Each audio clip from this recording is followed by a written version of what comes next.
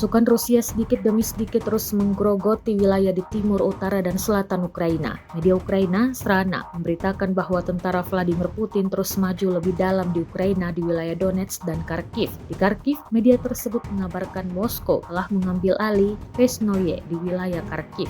Kementerian Pertahanan Rusia sebelumnya juga telah mengabarkan perebutan Pesnoye, namun penerangan publik militer Deep State baru menuliskannya pada Kamis 25 Juli 2024. Deep State juga mengabarkan bahwa pasukan Rusia terus maju ke arah Sungai Oskol. Desa terdekat Kolesnikovka berjarak sekitar 6 km dari Pesnoye dan sekitar 8 km dari Oskol. Sementara di arah timur Ukraina, Rusia terus mendesak pasukan Volodymyr Zelensky di arah Pokrovsk, Donetsk. Moskow mengembangkan serangan dari desa Volchet dan Novoselovka, Pervaya. Di utara, kemajuan Federasi Rusia mencoba mengepung sebagian dari kelompok angkatan bersenjata Ukraina di dekat Lozovatsko dan menerobos ke Ivanosko.